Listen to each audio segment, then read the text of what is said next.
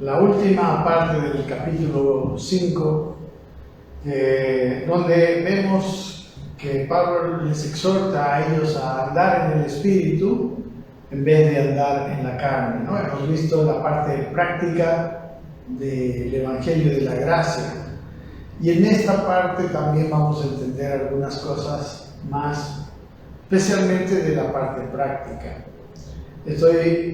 He decidido dar una visión de cada una de las palabras, de los deseos de la carne, ¿no? Para que tengamos una idea. No es que nosotros vamos a estar, o sea, sí es cierto que no debemos, como dice el primer versículo, satisfacer los deseos de la carne.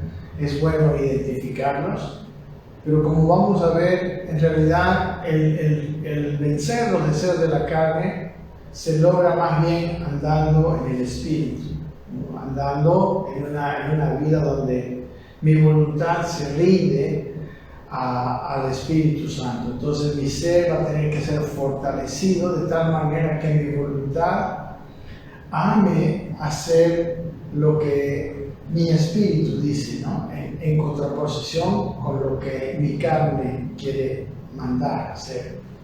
Y la carne se alimenta precisamente de los propios deseos de la carne, ¿no? Cada vez que uno cede y le da lugar a un deseo de la carne, ¿no? Hace el deseo de la carne, está alimentando su carne, se fortalece, ¿no? La voluntad se vuelve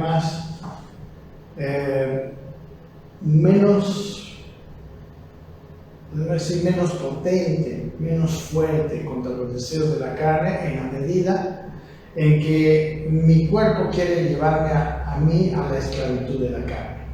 Bueno, vamos a leer esta parte. Dice así desde el capítulo 5, versículo 16. Digo pues, dice, andad en el Espíritu y no satisfagáis los deseos de la carne. Dice el versículo 17, porque el deseo de la carne es contra el Espíritu, y el del Espíritu es contra la carne, y estos se oponen entre sí para que no hagáis lo que quisierais. Pero si sois guiados por el Espíritu, no estáis bajo la ley, y manifiestas son las obras de la carne, que son adulterio, fornicación, inmundicia, lascivia, idolatría, hechicerías, enemistades, pleitos, celos, iras, contiendas, disensiones, herejías, envidias, homicidios, borracheras, orgías y cosas semejantes a estas, acerca de las cuales os amonesto, como ya os lo he dicho antes, que los que practican tales cosas no heredarán el reino de Dios. Mas el fruto del Espíritu es amor, gozo, paz, paciencia, benignidad, bondad, fe, mansedumbre, templanza. Contra tales cosas no hay ley. Pero los que son de Cristo han crucificado la carne con sus pasiones y deseos. Si vivimos por el Espíritu, andemos también por el Espíritu. Y no nos hagamos valagloriosos, irritándonos unos a otros, envidiándonos unos a otros. Así que el versículo inicial es un versículo, quizás el consejo de Pablo y la forma en cómo nosotros vamos a poder vivir en el Espíritu sin demasiado esfuerzo, ¿verdad? Dice aquí, andad en el Espíritu y no satisfagáis los deseos de la carne. Ustedes saben qué es el Espíritu. La palabra neuma, ¿no? Que la palabra viento, soplo, tiene que ver con lo interior, tiene que ver con lo que Dios ha puesto en nosotros. Entonces, mis hermanos, todos los que hemos recibido la gracia de Dios, todos los que hemos nacido de nuevo, dice Jesucristo le dijo a Nicodemo, hemos nacido del Espíritu, ¿no? En nuestro interior hay una nueva naturaleza semejante a la naturaleza de Dios. Y a esta naturaleza nueva, Pablo le llama el Espíritu, ¿no? En la conversación que tuvieron Jesús y Nicodemo en Juan, respondió, dice Jesús, y le dijo, de cierto te digo, le dice a Nicodemo, que el que no naciere de nuevo no puede ver el reino de Dios. Había necesidad de un nuevo nacimiento. Nicodemo le dijo, ¿cómo puede un hombre nacer siendo viejo? ¿Puede acaso entrar por segunda vez en el vientre de su madre y nacer? Respondió Jesús: de cierto te digo que el que no naciere de agua y del Espíritu, pues no puede entrar en el reino de Dios. No hay. Dice que para entrar en el reino de Dios hay la necesidad de nacer del agua y del Espíritu, ¿no?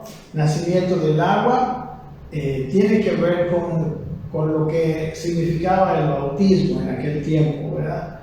Juan predicaba, dice, el bautismo para arrepentimiento. Nacimiento del agua quiere decir un cambio en tu manera de pensar, una decisión personal de vivir bajo una mentalidad ya no del mundo, ya no de la gente, sino una mentalidad de parte de Dios, ¿no? Y nacer del Espíritu en realidad es aquella cosa, aquel milagro maravilloso que ha hecho Dios el Espíritu en nosotros y ha engendrado en nosotros su naturaleza, esa nueva naturaleza que, como les digo, Pablo le llama el Espíritu. Y Jesús dice que no puede entrar en el reino de Dios quien no ha nacido del Espíritu, porque el reino de Dios, como hemos visto, se manifiesta en que Dios me habla y yo le obedezco. ¿Cómo puede una persona sin el Espíritu escuchar a Dios? Una persona que ha cortado su relación con Dios porque el pecado desde Adán le ha hecho al hombre insensible a la voz de Dios. Entonces, es menester que hayamos nacido del Espíritu. Pero aquí en la carta a los Gálatas no solamente habla de que debemos nacer del Espíritu, sino que debemos andar bajo la dirección del Espíritu. Aquí en Juan 3 le siguió diciendo Jesús a Nicodemo: lo que es nacido de la carne esto es nuestro nacimiento humano, y lo que es nacido del Espíritu es. Entonces el nacimiento nuevo que hemos tenido en realidad es una cosa que viene aún estando viejos, en realidad estando viejos, porque es algo que se recibe por fe, ¿no? Nosotros creemos y viene el Espíritu Santo y hace una labor en nosotros. Por eso hay una paz muy grande en el corazón de aquellos que un día han sido perdonados de sus pecados, han sido librados de esa carga de culpa que había, y también han sido depositarios de la simiente incorruptible que dice Pedro, de aquella simiente divina, como dice el mismo Jesús en Juan 1:12, que 1:13, que hemos sido engendrados de Dios. En Efesios capítulo 2 también nos habla de esto. Dice que Él os dio vida a vosotros cuando estabais muertos en vuestros delitos y pecados. Aquí está hablando, como igual que la conversación de Jesús y Nicodemo, no de una vida humana, sino de una vida espiritual, ¿verdad? Humanamente estábamos muertos, estábamos vivos, porque estábamos realizando delitos y pecados. Un muerto no hace delitos y pecados. Vivos físicamente, pero muertos espiritualmente. Y dice que Dios, dice el apóstol Pablo en su carta a los Efesios, que Él nos dio vida, estando nosotros muertos, en los cuales dice: anduvisteis en otro tiempo, siguiendo la corriente de este mundo, conforme al príncipe de la potestad del aire, el espíritu que ahora opera en los hijos de desobediencia. En otro tiempo andábamos muertos. Y dice: entre los cuales también todos nosotros vivimos en otro tiempo en los deseos de nuestra carne, haciendo la voluntad de la carne y de los pensamientos, y éramos por naturaleza hijos de ira, lo mismo que los demás. Esta condición que nosotros teníamos nos hacía esclavos de la carne. Andábamos en los deseos de nuestra carne, haciendo la voluntad de la carne. Más adelante hemos leído que los deseos de nuestra carne son pecaminosos, ¿no? Son adulterio, fornicación, inmundicia, lascivias, pleitos, celos, iras, contiendas. Bueno, todos los malos deseos que teníamos antes, y Dios nos dio vida. ¿Para qué? Precisamente para vencerlos, ¿no? El apóstol Pedro dice en su segunda carta, hablando de Cristo, por medio de las cuales nos ha dado preciosas y grandísimas promesas, dice, para que por ellas llegases a ser participantes de la naturaleza divina, ¿no? Hay una nueva naturaleza que está en nosotros y que en el Nuevo Testamento, especialmente en el lenguaje de Pablo, le llama el Espíritu, habiendo oído de la corrupción en el mundo a causa de la concupiscencia. Concupiscencia tiene que ver precisamente con los deseos de la vieja naturaleza. Entonces, hemos huido, hemos salido del poder de la naturaleza vieja y ahora sí tenemos todavía la naturaleza vieja, pero ahora tenemos una nueva naturaleza. Y es esto lo que nosotros necesitamos entender, que nosotros podemos ahora vivir bajo la voluntad de Dios. Antes era imposible, por eso dice que nadie pudo cumplir la ley. Así que el apóstol Pedro nos dice que hemos llegado a ser participantes de la naturaleza divina. Entonces, el mandato en este versículo 16 dice, andad en el Espíritu y no satisfagáis los deseos de la carne. La palabra satisfagáis quiere decir terminar, completar, ejecutar, concluir, satisfacer, ¿verdad? Consumar. No consumen esos deseos de la carne. Y la palabra deseo es la palabra epitumia, que quiere decir un deseo ansioso, un deseo ardiente. Destaca, en esta palabra epitumia destaca el impulso interior, ¿no? Todos los seres humanos tenemos un impulso interior que no nos lleva hacia el bien.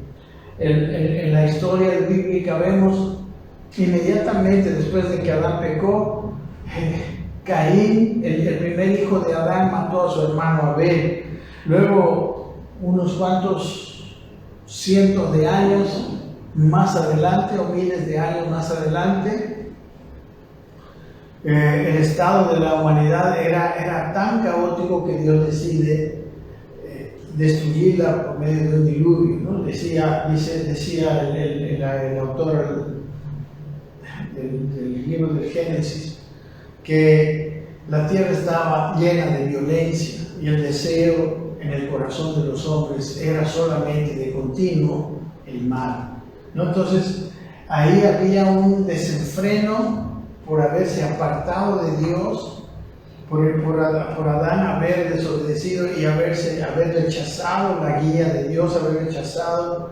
el plan de Dios. Entonces el hombre llegó a un estado tan caótico, tan terrible, que era mejor que hubiera muerto, ¿verdad? Y solo salvó la familia de un hombre justo, un hombre de fe llamado Noé, a él y a su familia. Entonces,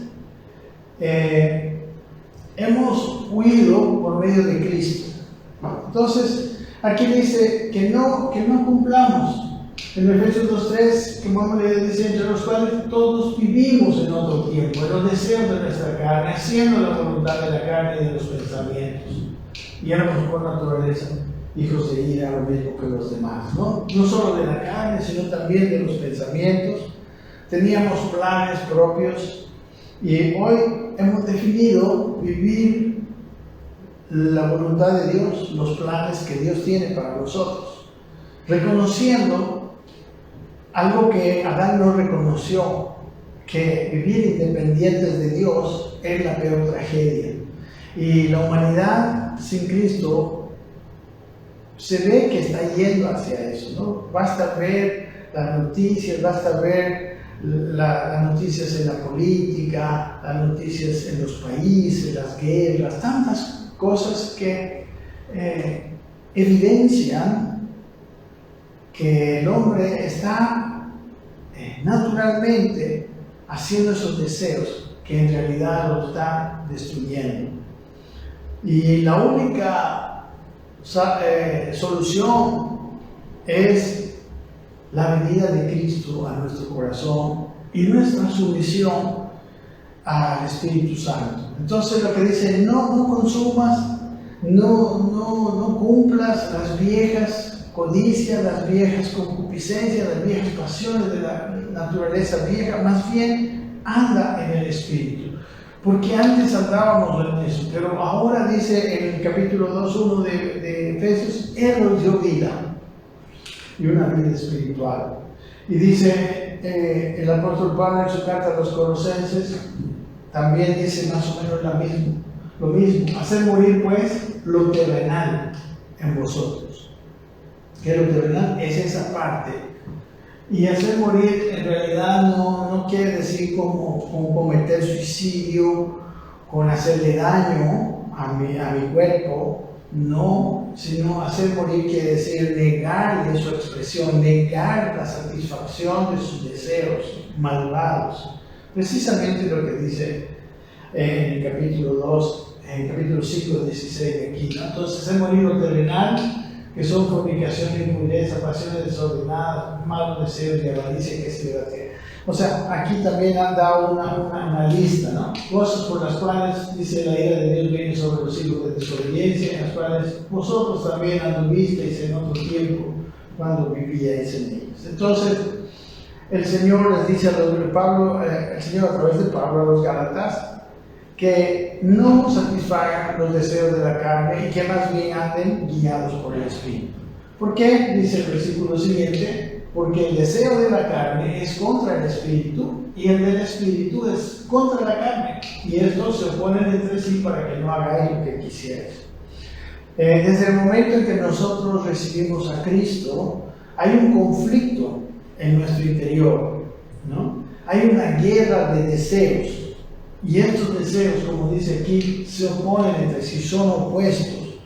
Ambos desean dominarnos, desean que nosotros hagamos lo que ellos nos dictan, ¿no? Por un lado está la carne y la voluntad de Dios, y por otro lado está la voluntad de mi vieja naturaleza. Y quieren gobernarnos, quieren gobernar nuestra voluntad. En realidad nuestra voluntad es ese nuestro yo que define qué va a hacer, que decide qué deseo va a cumplir, ¿verdad? O va a cumplir los deseos de la carne, le va a dar libre cabida a esos deseos viejos, malos, malvados, o va a definir, escuchar el Espíritu y hacer la voluntad de Dios, ¿no? Muchas veces a las personas que están gobernadas por la carne, realmente casi les es imposible salir de aquel dominio, ¿no? Y estos, dice, se oponen entre sí, son contrarios y vienen para que no hagamos lo que quisiéramos, no hagamos especialmente la voluntad de Dios. Es por esta razón que necesitamos andar en el Espíritu. El satisfacer los deseos de la carne es como alimentar la carne. La carne se fortalece precisamente cada vez que nosotros le damos expresión, ¿no? Como dice, cuando hacemos pleitos, celos, iras, todo eso que quiere hacer la carne, la Biblia le llama pecado, ¿no? Errar en el blanco y ir en una dirección contraria, una dirección que nos va a llevar a un lugar de destrucción. En cambio, alimentar el Espíritu habla especialmente de obedecer los impulsos del Espíritu, obedecer la palabra de Dios que tenemos, ¿verdad? Obedecer también habla de la oración, habla del conocimiento de la Biblia, habla de una vida donde yo estoy ocupado en hacer lo que Dios quiere que yo haga. ¿Ok? Entonces, cuando mi voluntad se fortalece y le da lugar, ¿no?, a este espíritu, entonces vivimos una vida de libertad. Si la carne está muy fuerte, que es lo que nos pasa a muchos que hemos recién nacido de esta nueva naturaleza, que venimos con una vida llena de pecado, ¿verdad? Acostumbrados nuestros miembros a hacer el pecado, nuestra voluntad rendida al pecado. lo que Dios va a hacer con nosotros. Este camino que se llama el camino de la vida cristiana, o a veces también se le llama la santificación, nos lleva a que ahora esos deseos dominantes, esos malos deseos dominantes, vayan perdiendo poco a poco su poder sobre nosotros, y nosotros vayamos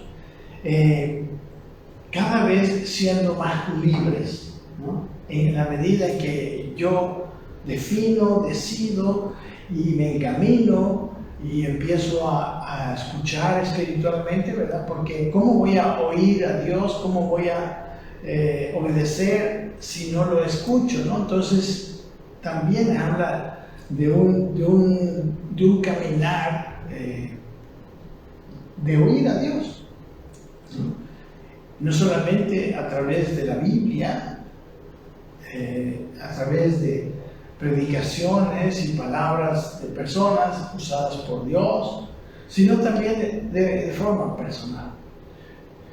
Y dice el versículo 18 que si sois guiados por el Espíritu no estáis bajo la ley. ¿Qué quiere decir esto? Que si es el Espíritu, ¿no? El Espíritu humano unido, que siempre está unido al Espíritu Santo, el que prevalece, si Él es el que nos guía, si nosotros tomamos nuestras decisiones a través de Él, esas decisiones nunca van a ir contra los mandamientos de la ley moral de Dios. Dios, ningún mandamiento de los que Dios ha mostrado en su palabra va a ser infringido. Y estamos hablando obviamente de los mandamientos de la ley moral. A Jesús, por ejemplo, lo acusaban de infringir la ley, pero eso era en cuanto a la ley ceremonial, la cual se cumplió en Él. Él vino a cumplir esa ley, y la ley ceremonial es simplemente una sombra, ¿no? Y esa ley ceremonial, precisamente los gálatas estaban queriendo los judaizantes estaban queriendo que la cumpla de los gálatas, cuando ellos ya tenían a Cristo, ya tenían el cumplimiento de todo aquello. Eso es lo que por eso no estamos bajo la ley, ¿no? Entonces nadie nos puede acusar de cumplir la ley, ¿no? Porque en Cristo se cumplió la ley ceremonial, y el Espíritu que está en nosotros nos guía siempre a hacer lo bueno, ¿no? No matar, honrar padre y madre, amar al prójimo como a nosotros mismos. Eso es así.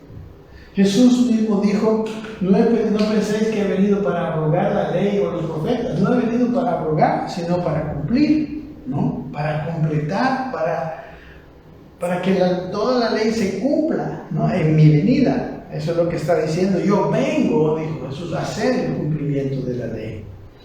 ¿Amén? Y porque la venida de Cristo estaba en todos los escritos, en la ley, los profetas, ante los salmos. En Lucas 24:4 les dijo, dice: estas son las palabras que os hablé estando aún con vosotros, que era necesario que se cumpliese todo lo que está escrito de mí en la ley de Moisés, en los profetas y en los salmos, ¿verdad? Él era el cumplidor de la ley. Felipe halló a Natanael, dice, y le dijo: ¿qué le dijo Felipe? Hemos hallado a aquel de quien escribió Moisés en la ley, así como los profetas, a Jesús, el hijo de José de Nazaret, ¿no? Ellos habían encontrado al que venía a cumplir la ley ceremonial. Entonces Jesucristo y su obra en la cruz eran el objeto de toda la figura, toda la sombra del antiguo pacto, del Antiguo Testamento. Se cumplió en Él. Las fiestas se cumplieron en Él. La Pascua, ¿verdad? La fiesta del Yom Kippur, de los tabernáculos, los días de reposo, los sacrificios, las purificaciones, etc. Todo eso fue cumplido en Cristo. Y todo eso es una figura y sombra de las cosas espirituales. Entonces, el que anda en el Espíritu nunca va a hacer cosas contrarias a la ley. Por eso dice, ya no está, y no está bajo esa ley ceremonial. Entonces nunca va a matar, nunca va a adulterar, va a honrar a su padre y a su madre, etcétera, etcétera. ¿Amén? Porque precisamente es el que anda bajo los impulsos de la nueva naturaleza que Dios ha puesto en nosotros. Y luego dice, vamos a mirar, y quiero que ustedes, he tratado en este estudio de mostrarles a ustedes, tratar de ver cuáles son las obras de la carne y también aún el fruto del Espíritu.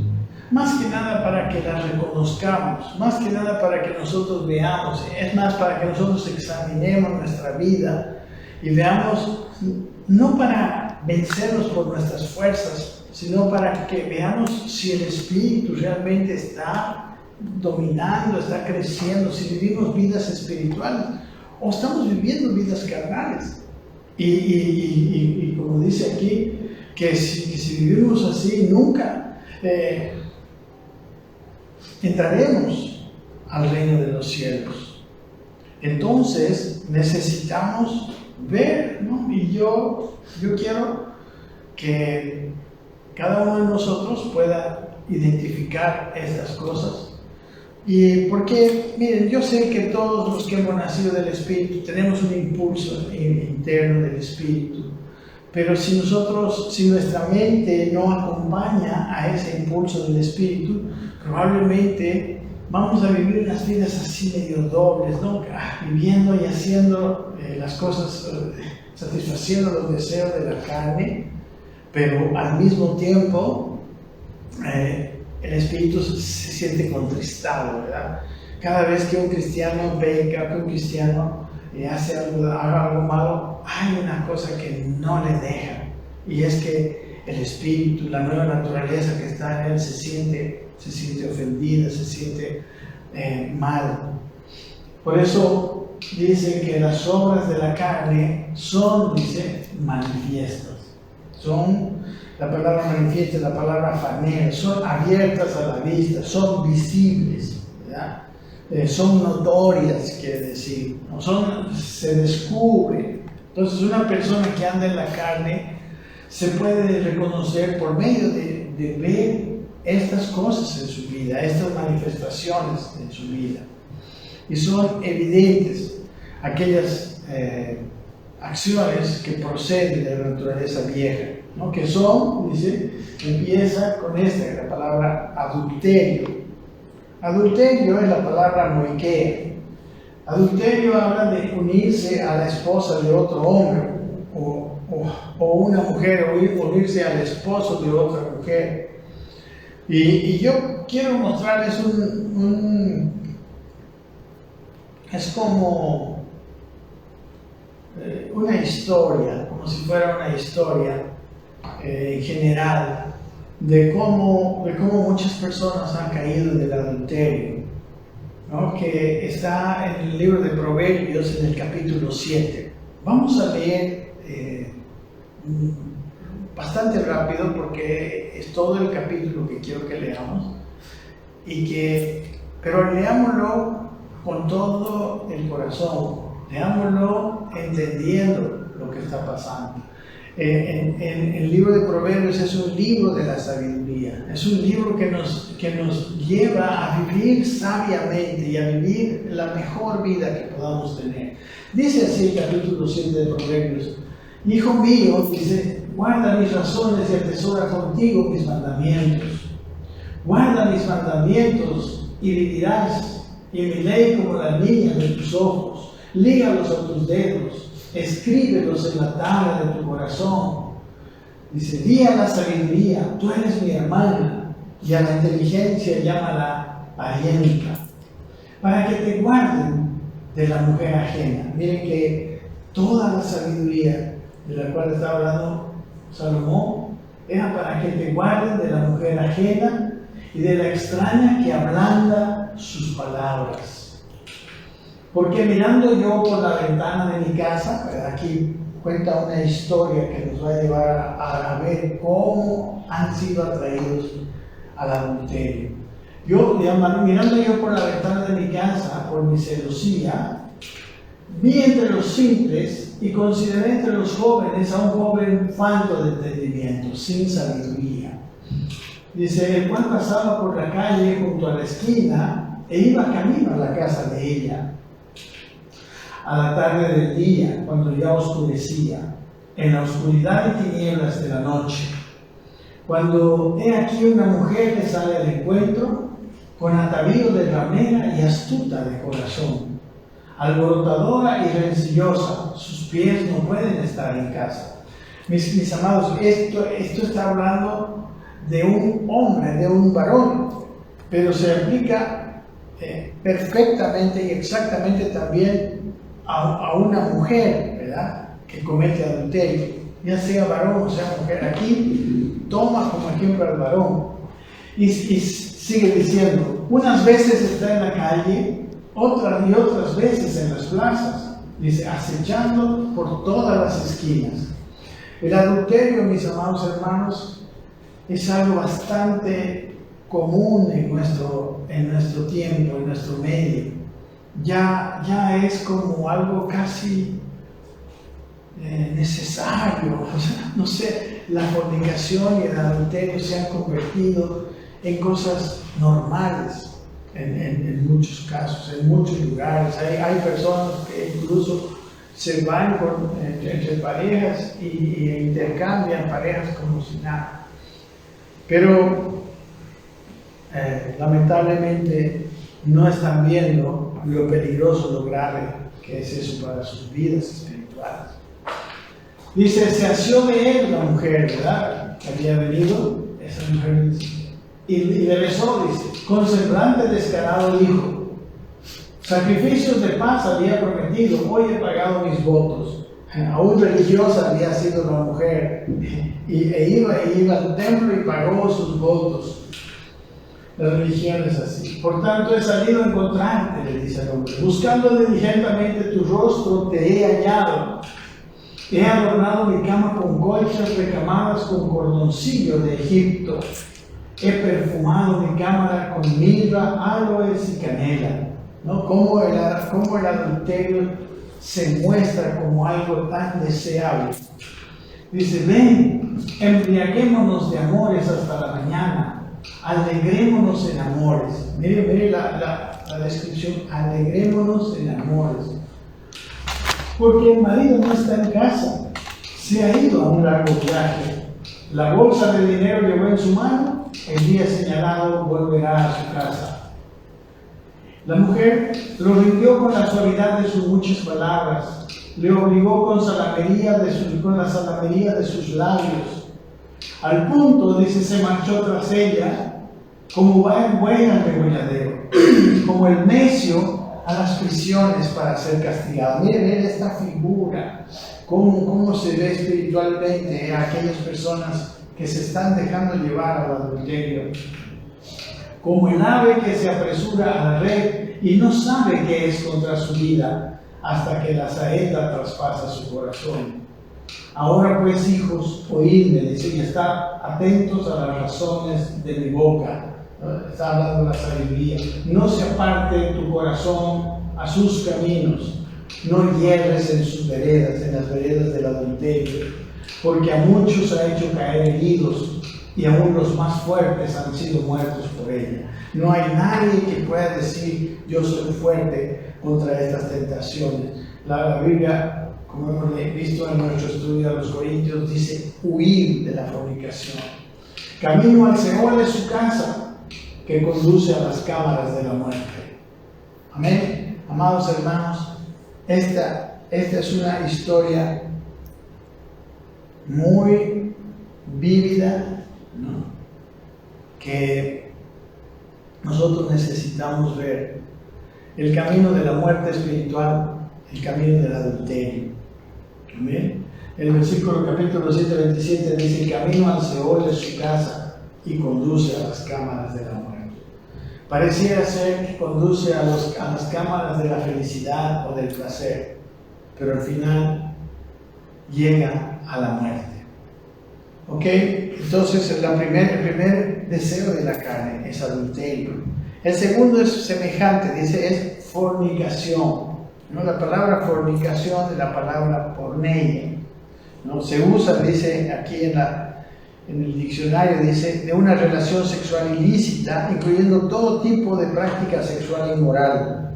Metafóricamente también de la idolatría pagana con doctrinas de la fe cristiana, con la profesada adhesión a ella, ¿no? Entonces, fornicación es otro deseo de la carne, o sea, en la fornicación en realidad es el acto mismo, pero no necesariamente la otra persona tiene que estar casada, ¿no? En el adulterio es un poco más grave todavía, porque no solamente se comete la fornicación, sino se comete la fornicación con una persona que ya está unida a otro hombre, o con una mujer que está unida, o si la mujer comete adulterio con un varón que tiene su mujer.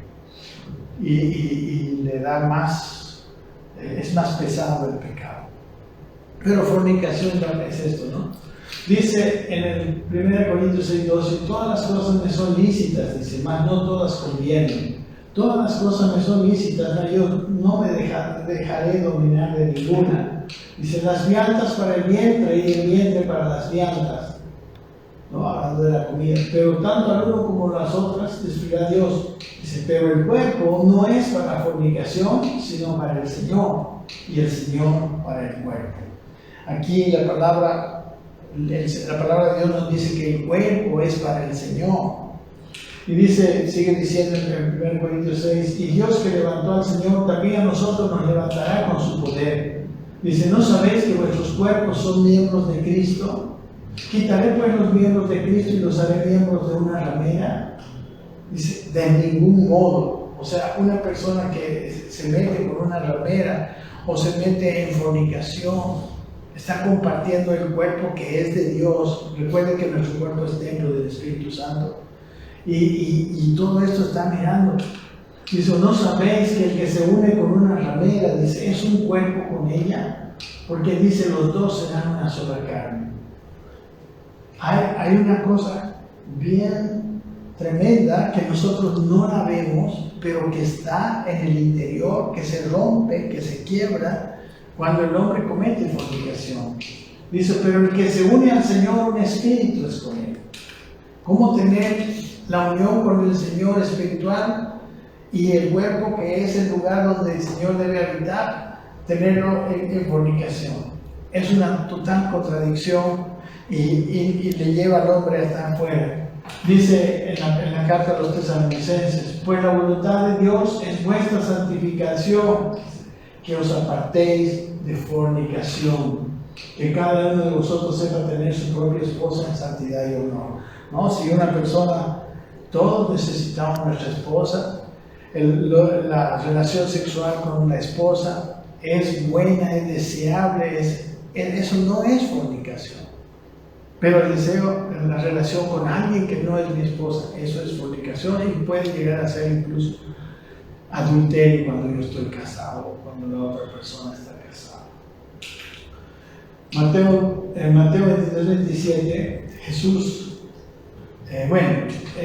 terminamos con fornicación. Ahora, fornicación, después viene inmundicia, ¿verdad? Estamos desarrollando el versículo 18.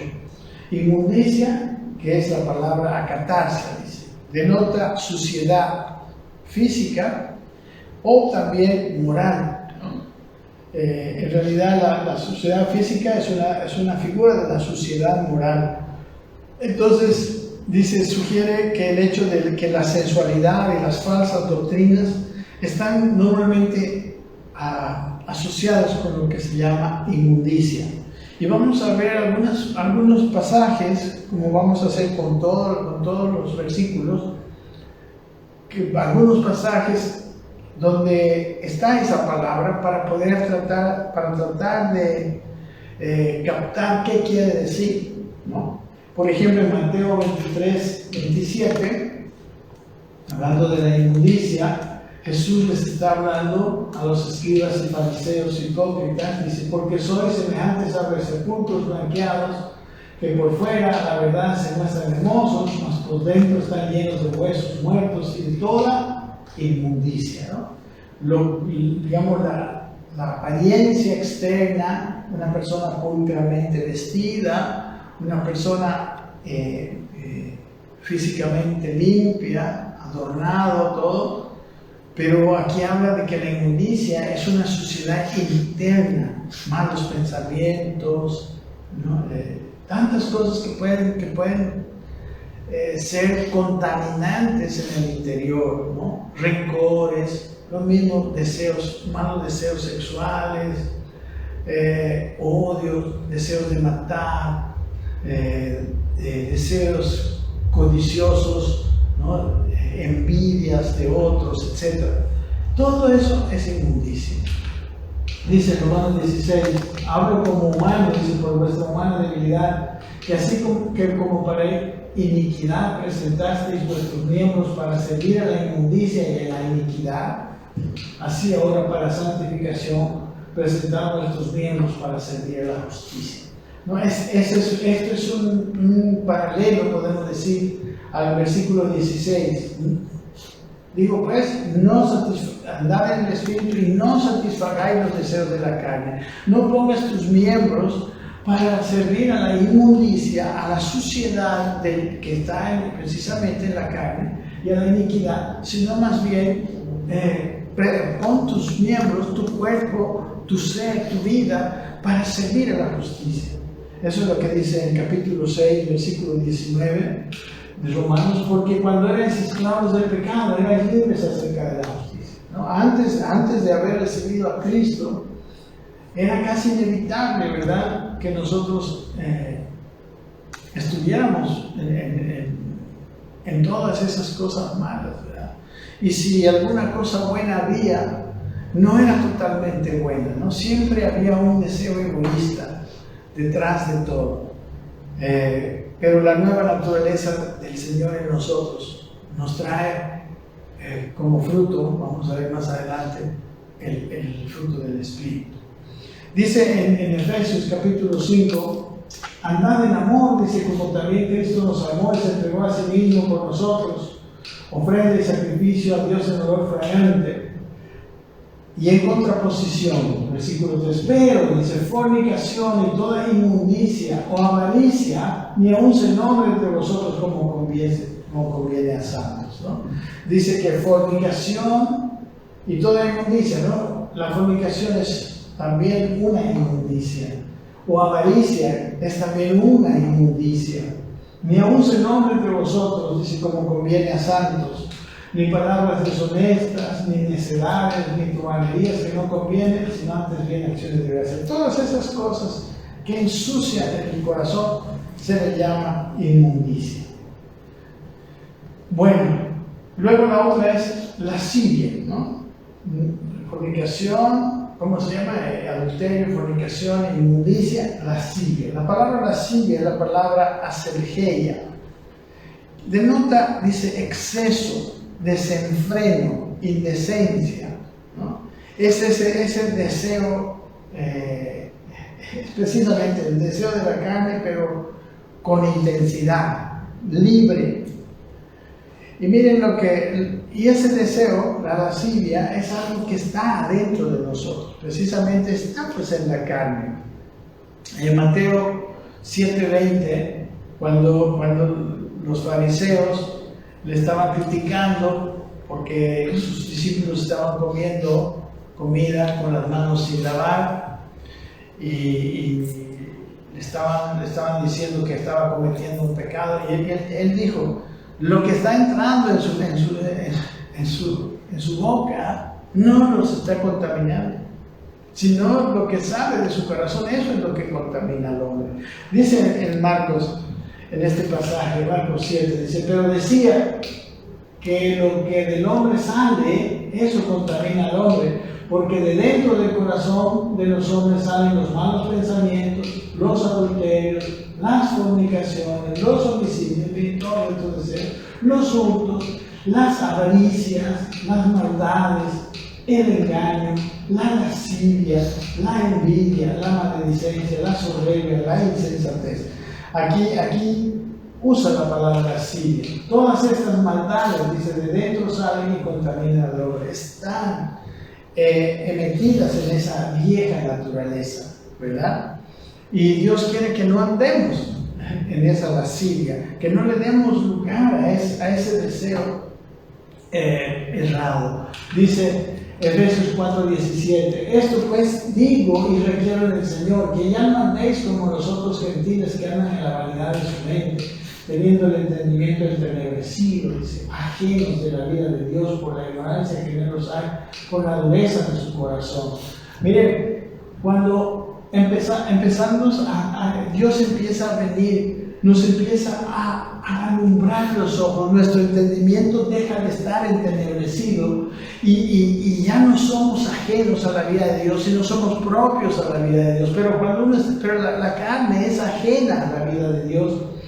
Y dice, los cuales después de que perdieron toda sensibilidad, los hombres se entregaron a la lascivia para cometer con avidez toda clase de impureza, ¿no? La lascivia es ese deseo que después llega a dominar, ¿no? Mas vosotros, dice, no habéis aprendido así a Cristo.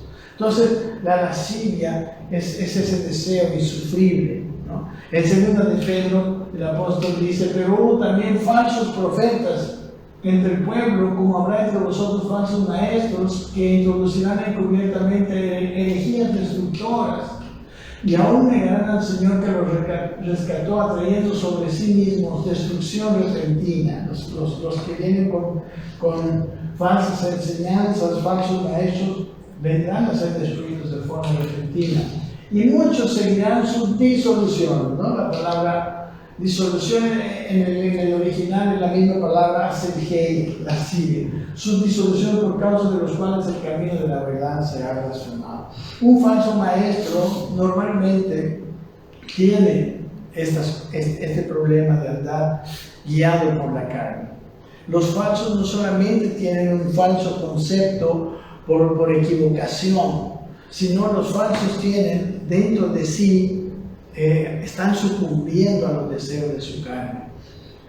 Dice en el versículo 18, pues hablando palabras infladas y vanas, dice, se seducen con concupiscencias, también dice la palabra concupiscencia, y es la misma con lascivias de la carne, podríamos decir, con asergías de la carne, y disoluciones habla de desenfrenos a los que verdaderamente habían huido de los que viven en el oro, ¿verdad? El problema aquí que podemos ver acerca de la lascivia es que la lascivia viene cuando empezamos a oír falsos maestros, cuando empezamos a oír personas que están hablando palabras infladas, ¿verdad? Palabras demasiado así, tú vas a tener todo, o sea, empiezan a seducir.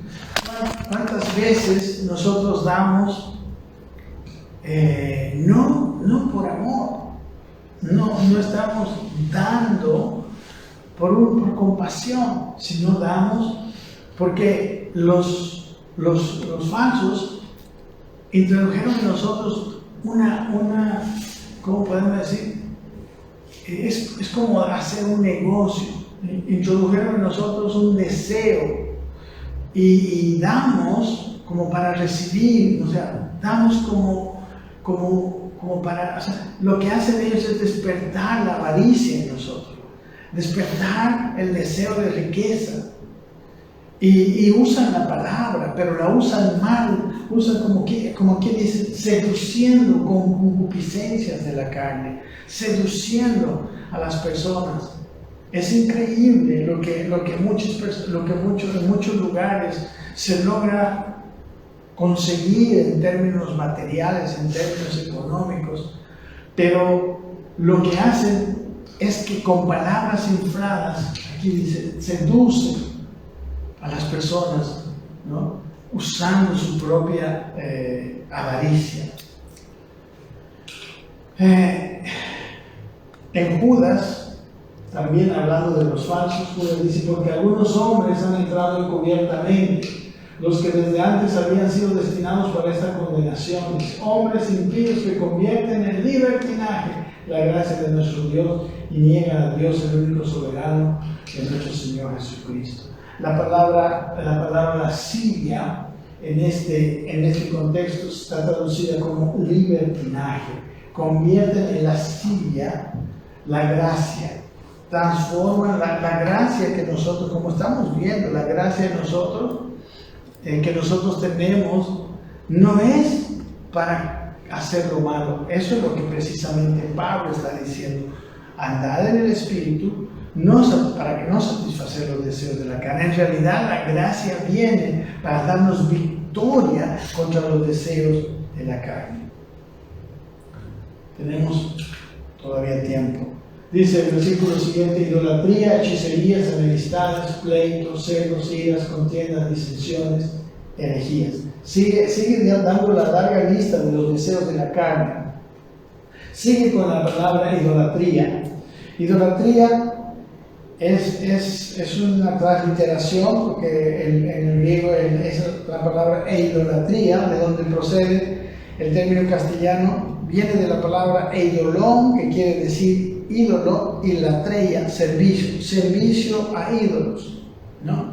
En el contexto nuestro es más bien una cuestión interior que una cuestión externa, ¿no? Todo lo que amo más que a Dios, a todo lo que le doy mi confianza más que a Dios, más que a su consejo, a todo lo que sigo más que el consejo de Dios, todo anhelo de hacer la voluntad, otra voluntad más que la voluntad de Dios, todo lo que viene a usurpar el lugar de Dios se constituye en un ídolo.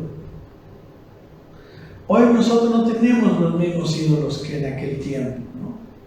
Aunque en algunas cosas obviamente se parecen, son una sombra. Dice 1 Corintios 10:13, dice: no nos ha sobrevenido ninguna tentación que no sea humana, pero viene Dios que no os dejará ser tentados más de lo que podéis resistir, sino que dará también juntamente con la tentación la salida para que podáis soportar. Y aquí dice: por tanto, amados míos, huid de la idolatría. O sea, la idolatría es una esclavitud voluntaria nuestra a algo que no es Dios. Entonces, lo que está aquí, huir de la idolatría, sería: no dejes que nada atrape tu corazón. No dejes que nada. Podemos ver quizás que un versículo como es Proverbios 4:23: sobre toda cosa guardada, guarda tu corazón. Sobre toda cosa guardada, guarda que en tu corazón el que sea el objeto de tu amor sea Dios. Que en tu corazón gobierne Dios. Que en tu corazón tu esperanza esté en Dios. Porque si no, cualquier cosa que sustituya a Dios se convierte en un ídolo. ¿Amén? Idolatría es el deseo de la carne. Qué fácil es poner, por ejemplo, mi confianza en mis ahorros.